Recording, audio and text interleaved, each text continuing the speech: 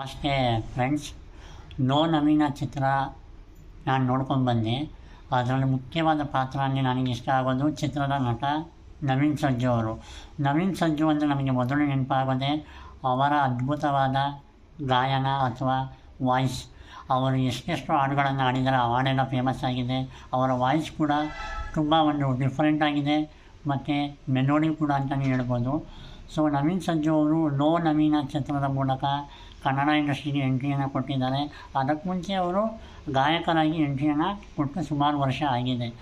So ಇದರಲ್ಲೂ ಕೂಡ ಅವರು ತಮ್ಮ ನೈಜ ನಟನೆಯ, ಸಹಜ ಅಭಿನಯ ಮತ್ತು ಇನ್ನೋಸೆಂಟ್ ಆ್ಯಕ್ಟಿಂಗ್ ಮತ್ತು ಗ್ರಾಮೀಣ ಭಾಷೆ ಅಥವಾ ಗ್ರಾಮೀಣ ಸೊಗಡನ್ನು ನಾವು ಈ ಒಂದು ನೋ ನವೀನ ಚಿತ್ರದಲ್ಲಿ ಕಾಣ್ಬೋದು.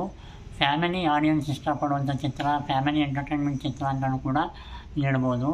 ಸೊ ನಾನು ಕೂಡ ನೋಡ್ಕೊಬಂದೆ. ದಯವಿಟ್ಟು ಈ ಫಿಲಮ್ನ ಮಿಸ್ ಮಾಡಬೇಡಿ.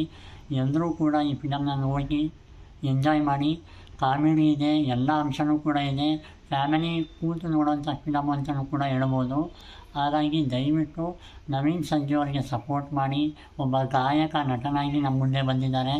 ಅವರಿಗೆ ಸಪೋರ್ಟ್ ಮಾಡಬೇಕಾದ್ರೆ ನಮ್ಮೆಲ್ಲರ ಒಂದು ಕರ್ತವ್ಯ ಅಂತಲೂ ಹೇಳ್ಬೋದು. ಯಾಕಂದರೆ ಒಬ್ಬ ಗಾಯಕನಾಗಿ ಹಲವಾರು ಹಾಡುಗಳನ್ನು ಹಾಡಿದ್ದಾರೆ, ಯಶಸ್ವಿ ಹಾಡುಗಳಿಗೆ ದನಿಯಾಗಿದ್ದಾರೆ. ಹಾಗಾಗಿ ಗಾಯಕ ಈಗ ನಟನಾಗಿದ್ದಾರೆ ಅಂದರೆ ಯಾವ ರೀತಿ ಇರುತ್ತೆ ಅನ್ನೋದನ್ನು ನಾವು ಆ ಸಿನಿಮಾ ಮುಖಾಂತರ ಸಿನಿಮಾವನ್ನು ನೋಡಿ ಅವರಿಗೆ ಸಪೋರ್ಟ್ ಮಾಡಬೇಕು. ಹಾಗಾಗಿ ನವೀನ್ ಸಜ್ಜು ಅವರು ಕೂಡ ಇನ್ನೋಸೆಂಟ್ ಆ್ಯಕ್ಟಿಂಗ್ ಅಥವಾ ಅವರ ಗಾಯನ ಜೀವನ ಅಥವಾ ಅವರ ನಗು ಅಥವಾ ಅವರ ಸಹಜ ನಟನೆಯನ್ನು ನಾವು ನೋಡಬೇಕು ಅಂದರೆ ದಯವಿಟ್ಟು ಎಲ್ಲರೂ ನೋ ನವೀನ ಚಿತ್ರವನ್ನು ಚಿತ್ರಮಂದಿರಕ್ಕೆ ಬಂದು ನೋಡಿ ಚಿತ್ರತಂಡಕ್ಕೆ ಸಪೋರ್ಟ್ ಮಾಡಿ ಫ್ರೆಂಡ್ಸ್. ಕನ್ನಡ ಚಿತ್ರಮಂದಿರಕ್ಕೆ ಬಂದು ನೋಡಿ ಸಪೋರ್ಟ್ ಮಾಡಿ ಫ್ರೆಂಡ್ಸ್ ಅಂತ ಹೇಳ್ತಾ ನನ್ನ ಮಾತನ್ನು ಮುಗಿಸ್ತಾ ಇದ್ದೀನಿ. ಜೈ ಹಿಂದ್, ಜೈ ಕರ್ನಾಟಕ ಮಾತೆ.